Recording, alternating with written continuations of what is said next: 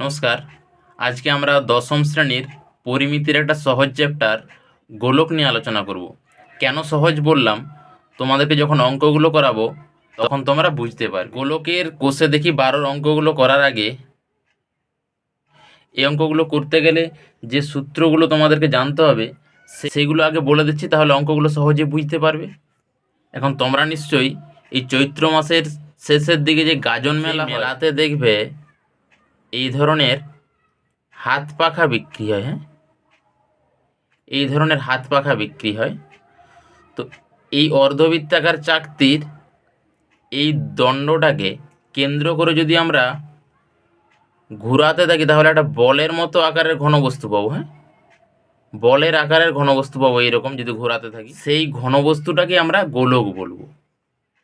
গোলকের তাহলে একটি তল, ঠিক আছে, একটি তল, সেটা অবশ্যই বক্রতল। এখন গোলকের উদাহরণ যদি বলি, ফুটবল হতে পারে গোলকের উদাহরণ, বা তরমুজ বলতে পারো। এগুলো হচ্ছে গোলকের উদাহরণ। চামড়ার বল ধরো কতটা চামড়া দিয়ে তৈরি আমরা কিভাবে বের করব? সেটা বের করতে গেলে গোলকের সমগ্র তলের ক্ষেত্রফল জানতে হবে। 1 নম্বর সূত্র হচ্ছে গোলকের সমগ্র তলের ক্ষেত্রফল।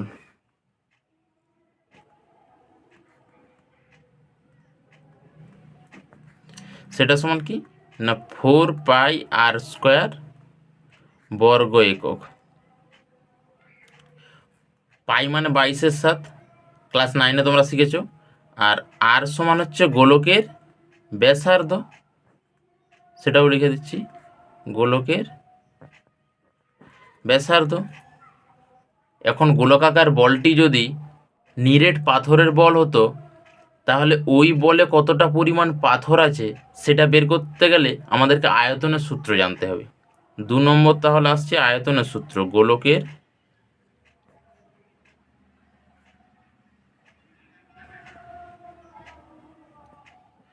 আয়তন সমান 4/3 পাই r³ অবশ্যই এককটা ঘন একক হয়। ঘন কেন হচ্ছে? কারণ এখানে দেখো 3টা আর আছে, এক একটার যদি একক হয় তাহলে 3টা মিলে ঘন একক হয়ে যাচ্ছে। এটাই দেখো r² ছিল মানে 2টো আর, সেই জন্য বর্গ একক। গোলকের এই দুটো সূত্র জানলেই হবে। এরপর অর্ধগোলকের সূত্রগুলো নিয়ে আলোচনা করব। এরপর আসছে তাহলে অর্ধগোলক। অনেক অফিসে দেখবে টেবিলের ওপর পেপার ওয়েট থাকে। দেখতে কেমন একটু আমি একে বোঝানোর চেষ্টা করছি। অর্ধগোলকের আকৃতিটা এই ধরনের, ধরো এটা কিছুটা একটা অর্ধগোলকের মতো হলো।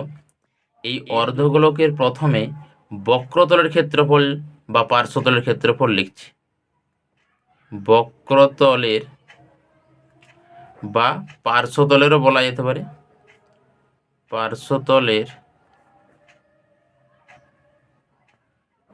ক্ষেত্রফল সমান 1/2 গুণিত গোলকের ক্ষেত্রফল। কারণ এটা তো অর্ধগোলক মানে গোলকের অর্ধেক, তাহলে ইন্টু গোলকের সমগ্র তলের ক্ষেত্রফল বলতে পারো, বা শুধু ক্ষেত্রফল বলে দিচ্ছি। হাফ গুণিত গোলকের ক্ষেত্রফল একটাই সূত্র হয় 4πr²। গোলকের সমগ্র তলের বলুক গোলকের পার্শ্বতলের বলুক, একটা জিনিস মাথায় রাখবে, 4πr² সবসময় সূত্রটা হয়। তাহলে এখান থেকে কাটাটি করলে আমরা পেয়ে যাচ্ছি 2πr² বর্গ একক। তাহলে এটা কার সূত্র পেলাম না অর্ধগোলকের বক্রতলের বা পার্শ্বতলের ক্ষেত্রফল 2πr²। এই অর্ধগোলকটা যদি নিরেট হয় অর্থাৎ এখানটা ভরাট থাকে তাহলে এই সমতলের ক্ষেত্রফলটা পেয়ে যাব πr²। আর এই বাকিটা তো আমরা 2πr² পেয়েছি, এটা 2πr²। তাহলে অর্ধগোলকের সমগ্রতলের ক্ষেত্রফল যদি বলি সেটা হয়ে যাবে 2πr² প্লাস πr², মানে 3πr²। সেটা এখন লিখব। 2 নম্বর অর্ধগোলকের সমগ্র তলের ক্ষেত্রফল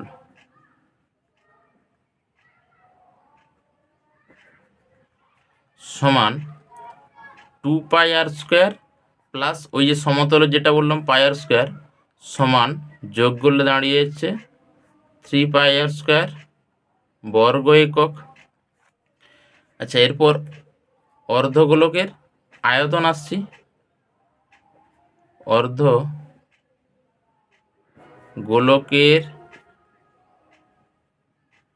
আয়তন সমান হাফ ইন্টু গোলকের আয়তন, কারণ অর্ধগোল মানে গোলকের অর্ধেক।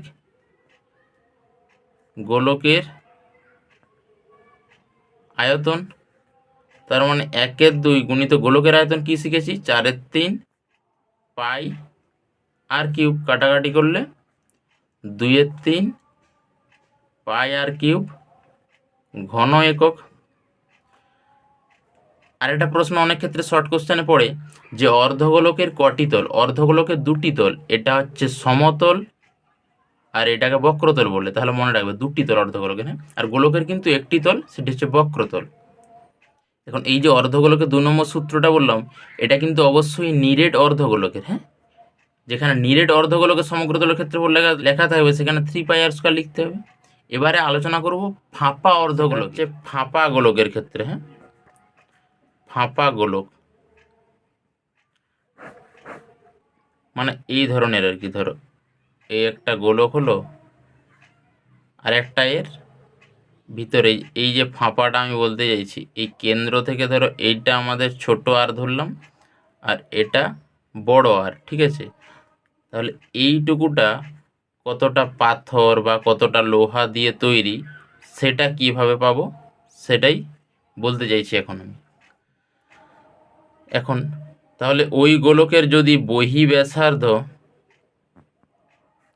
সমান বড় আর একক হয় এবং অন্ত ব্যাসার্ধ যদি ছোট আর একক হয়, তাহলে ওই গোলকে কি পরিমাণ পদার্থ আছে তার আয়তন কিভাবে পাবো?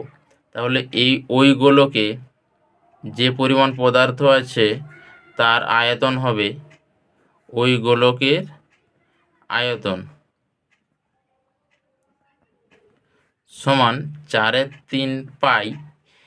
এই যে দেখো, এই বাইরের আয়তনটা থেকে ভিতরের আয়তনটা বাদ দিয়ে দিলেই তো এই অংশটার আয়তন পেয়ে যাচ্ছি, তাই না? তাহলে 4/3 পাই আর কিউব মাইনাস 4/3 পাই ছোট আর কিউব, বাইরের আয়তনটা মাইনাস ভিতরের আয়তনটা। 4/3 পাই যদি কমন নিয়ে নেই তাহলে এটা বড় আর কিউব মাইনাস ছোট আর কিউব দাঁড়িয়ে যাচ্ছে এটা ঘন একক। এখন এই যেই সূত্রগুলো আমি বললাম এই সূত্রগুলো তোমাদের জানলেই প্রায় সব অঙ্কই হয়ে যাবে, ঠিক আছে। এবার আমরা অনুশীলনী অঙ্কগুলো করব। বসে দেখি 12 একের অঙ্কটা কি বলছে। দেখো, একটি গোলকের ব্যাসার্ধের দৈর্ঘ্য 10.5 সেমি হলে তার সমগ্র তলের ক্ষেত্রফল হিসাব করে লিখি। ব্যাসার্ধ মান আর এর মান দিয়ে দিয়েছে 10.5 সেমি, আর সমগ্র তলের ক্ষেত্রফল আমরা একটু আগে আলোচনা করলাম 4πr²। সে আর এর মান বসিয়ে দিলে উত্তরটা এসে যাবে। তাহলে 1 অঙ্কটাতে গোলকের ব্যাসার্ধ দেওয়া আছে, গোলকের ব্যাসার্ধ ব্র্যাকেটে আর লিখলাম সমান 10.5 সেমি। অতএব সমগ্র তলের ক্ষেত্রফল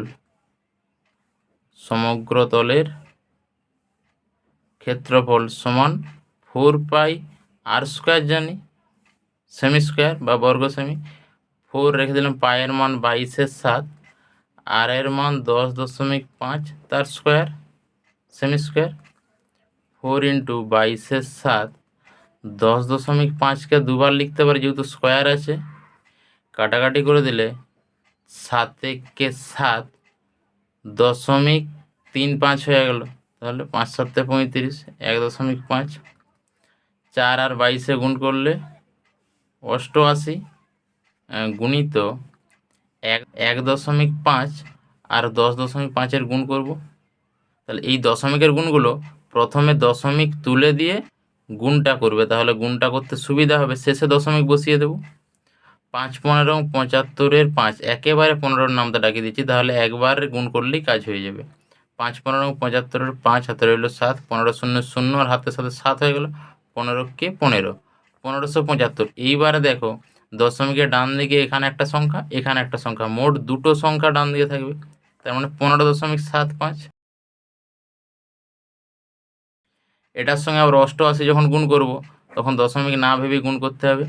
5 8 40-এর 0, হাতে রইল 4, 7 8 56, আর 4 60, 60-এর 0, হাতে রইল 6, 5 8 40, 46-এর 6, হাতে রইল 4, 8 8 4 12।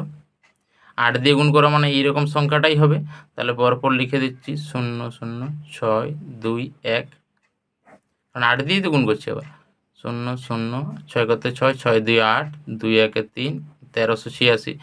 এবার দশমিকের ডান দিকে দুটো সংখ্যা ছিল, তাহলে এখানেও দশমিকের ডান দিকে দুটো রেখে দেবো, তাহলে দশমিকের পর শূন্যর কোনো মূল্য নেই। 1386 বর্গ সেমি উত্তর হয়ে গেল। একের অঙ্কটার উত্তর এটাই হয়ে গেল। দুইয়ের অঙ্কটা কি বলছে দেখো, একটি চামড়ার বল তৈরি করতে প্রতি বর্গ সেমি 17.50 টাকা হিসাবে 431.20 টাকা লেগেছে। বলটির ব্যাসের দৈর্ঘ্য হিসাব করতে বলেছে। তাহলে 1 বর্গ সেমিতে 17 টাকা 50 পয়সা খরচ হয়েছে, মোট টাকা এটা দিয়ে দিয়েছে। তাহলে এই ধরনের অঙ্কে এই মোট টাকাকে আমরা যদি এই বর্গ সেমিতে খরচ যেটা হয়েছে সেটা দিয়ে ভাগ করে দিই, তাহলে চামড়ার বলের সমগ্র তলের ক্ষেত্রফলটা পেয়ে যাব। সেখান থেকে শর্তানুযায়ী করে আর এর মান পেয়ে যাব। তাহলে প্রথমেই চামড়ার বলের সমগ্র তলের ক্ষেত্রফল বের করছি। চামড়ার বলটির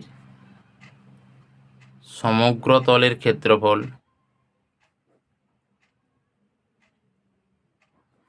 সমান 431, এইটাকে এটা দিয়ে ভাগ হবে, 431.20 বাই 17.50। এর দশমিক তুললে নিচে 100 করতে হয়, যেহেতু ডান দিকে দুটো সংখ্যা আছে। এর দশমিক তুললে উপরে 100 করতে হবে, তাহলে 100 100 কেটে গেল, আর এই 0 কেটে গেল। এখন রইল 4312 বাই 175 বর্গ সেমি। এটা হচ্ছে আমাদের সমগ্র তলের ক্ষেত্রফল দাঁড়িয়ে গেল, ঠিক আছে। এখন আর এর মান বের করতে হবে, সেখান থেকে ব্যাস পাবো, আর মানে ব্যাসার্ধ। এখন আমরা এই সমগ্র তলের ক্ষেত্রফল সূত্র জানি 4πr², আর আমাদের অরিজিনাল মান এটা বেরিয়েছে। তাহলে নিশ্চয়ই এটাকে যদি আমরা 4π × কারো স্কোয়ারে সাজাতে পারতাম, তাহলে আর এর মান আমরা পেয়ে যেতাম। ব্যাসার্ধ আর ধরে নিয়ে শর্তানুযায়ী 4πr² সমান এটা করে দেবো। মনে করি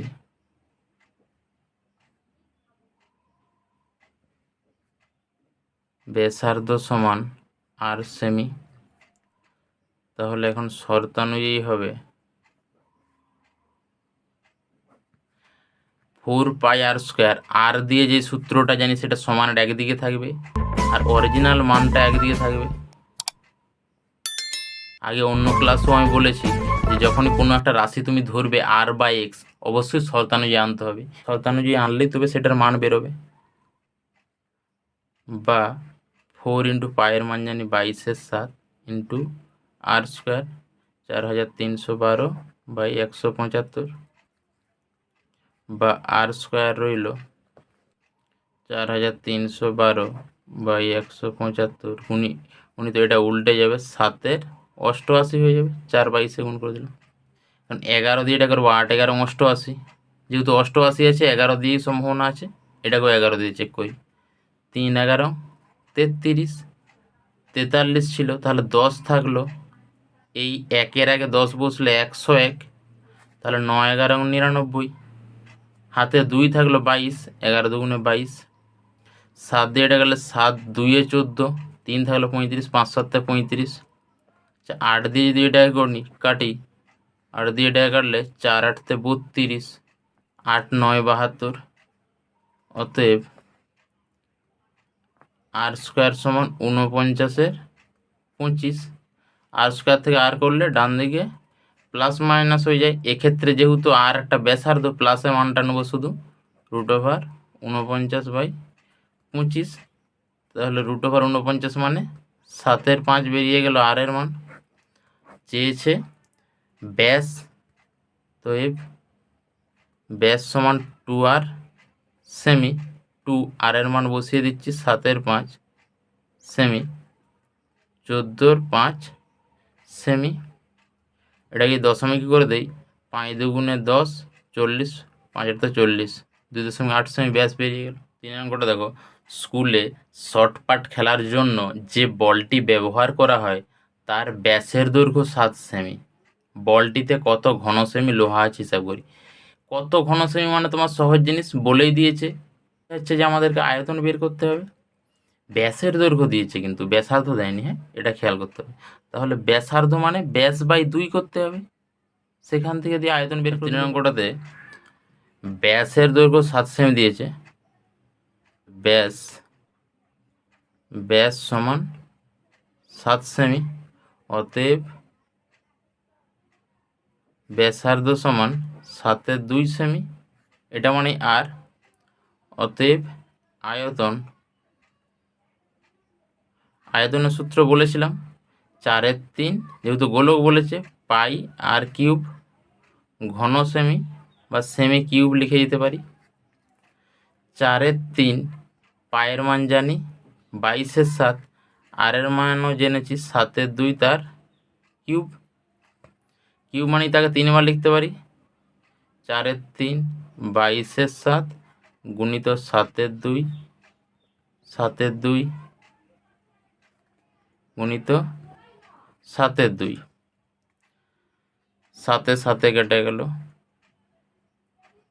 2 দুগুণে 4, এর সঙ্গে একসঙ্গে কেটে গেল, 2 11 22, উপরে তাহলে 7 7 49 আর 11, উপরে দাঁড়া রইল 7 11 77 গুণিত 7/3। এটা যদি গুণ করি, 7 7 49 9, হাতে রইল 4, 7 7 49, 49 আর 4 53/3।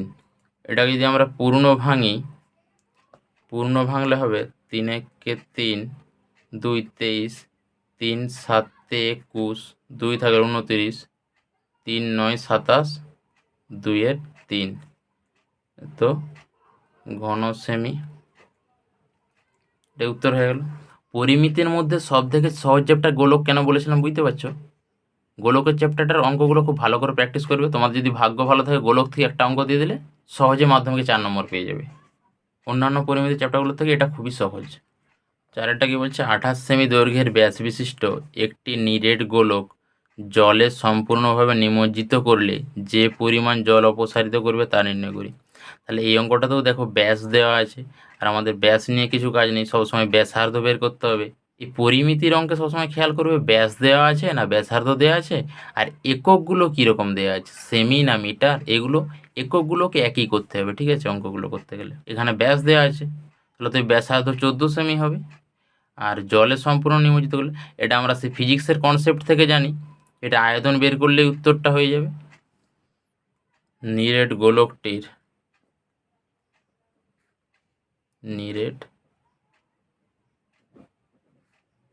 গোলকটির ব্যাস সমান 28 সেমি, অতএব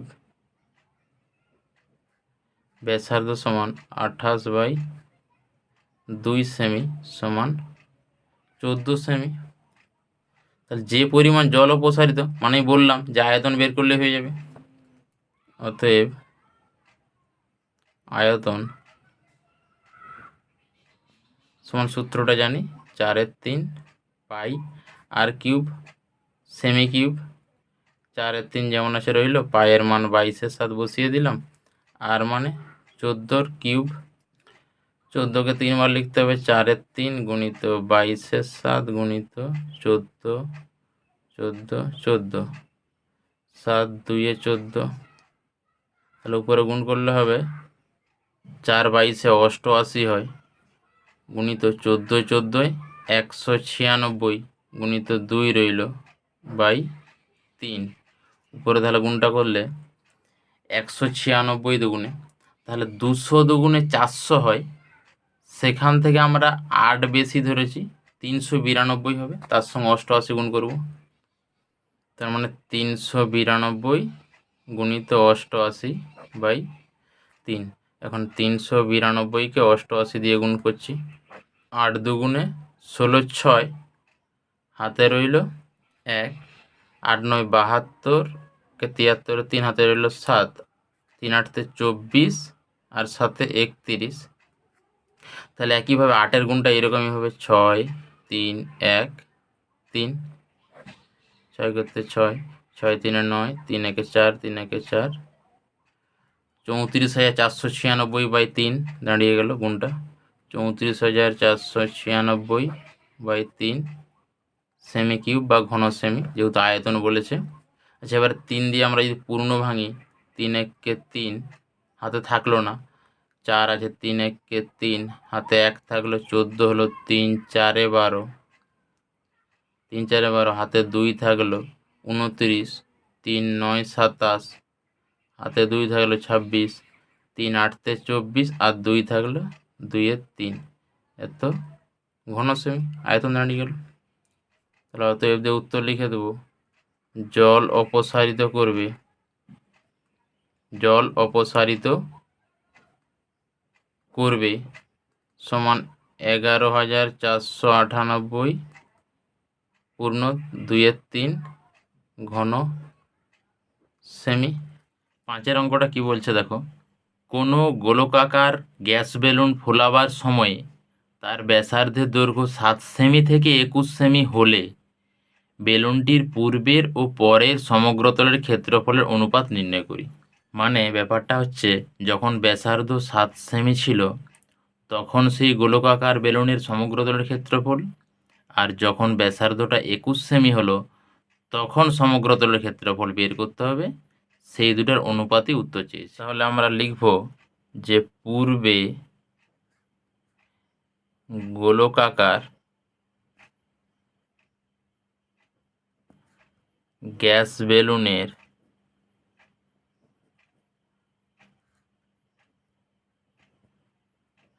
ব্যাসার্ধ সমান 7 সেমি। তখন তাহলে সমগ্রতলের ক্ষেত্রফলটা বের করে রাখি, সমগ্রতলের ক্ষেত্রফল সমান 4 পাই আর স্কোয়ার, মানে এখানে 7 স্কোয়ার সেমি স্কোয়ার, কারণ ক্ষেত্রফল বলেছে, বর্গ সেমি হবে। এই ধরনের অঙ্কে ক্যালকুলেশন করার থেকে এইরকম রেখে দিলে সুবিধা বেশি হবে, কারণ দেখো যখন 21 সেমি ব্যাসার্ধ ধরে আমরা সমগ্রতলের ক্ষেত্রফল বের করব তখন 4 পাই 21 স্কোয়ার হয়ে যাবে, তখন 4 পাই কেটে যাবে, ক্যালকুলেশনটা সহজ হবে। এখন পরে গ্যাস বেলুনের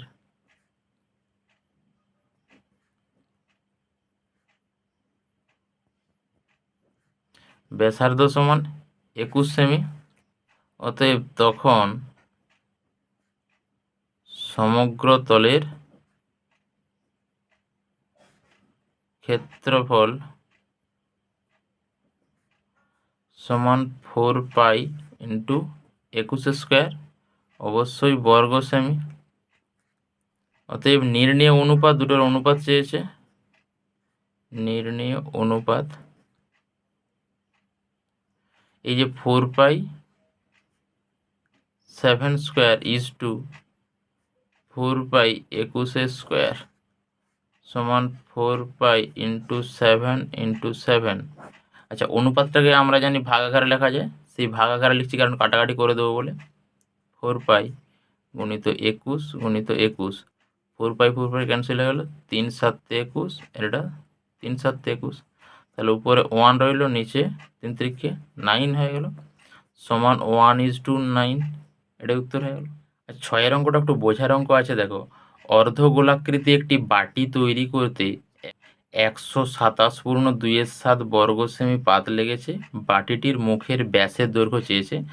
এখন এই যে অর্ধগোলাকৃতি বলেছে, তাহলে অর্ধগোলাকৃতি মানেই তার কিন্তু সমগ্রতল আর বক্রতলের একটা ব্যাপার আছে, এটা মাথায় রাখতে হবে।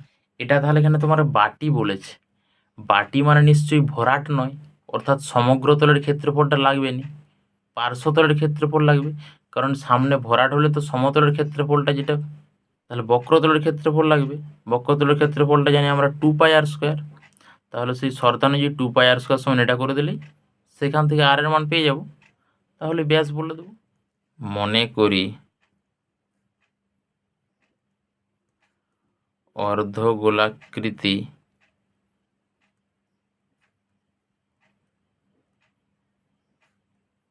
বাটিটির ব্যাসার্ধ সমান আর সেমি। এখানে যেহেতু সেমি দেওয়া আছে সেই জন্য আমরা সেমি এককটা ধরছি। অতএব তাহলে ব্যাস সমান 2r সেমি হবে। তাহলে বললাম বাটি মানে এখানে বক্রতলের ক্ষেত্রফল লাগবে, অতএব বক্রতলের ক্ষেত্রফল সমান 2πr² জানি বর্গ সেমি। শর্তানুযায়ী 2πr² সমান এই যে 127/2/7,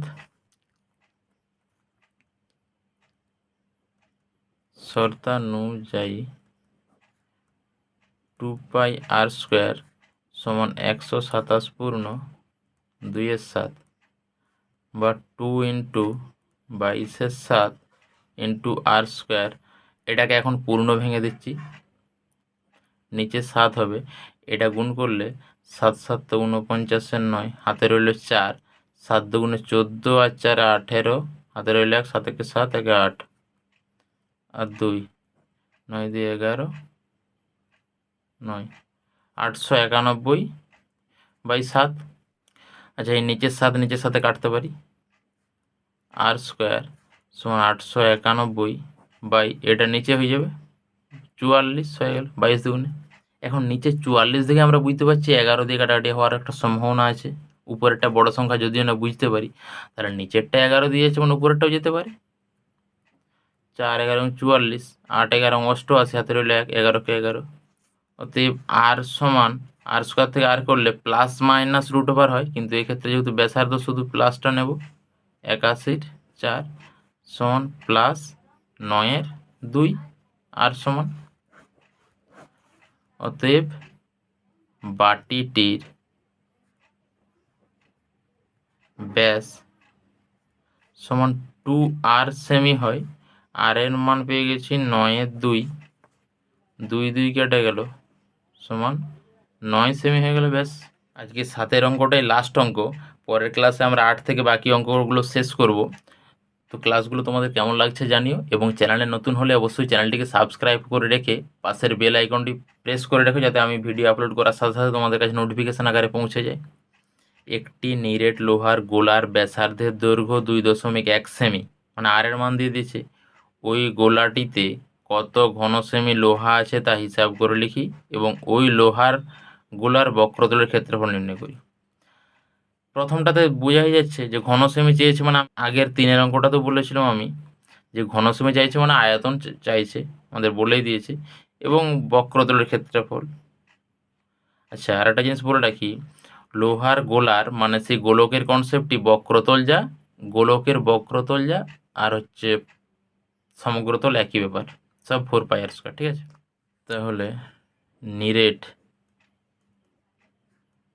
লোহার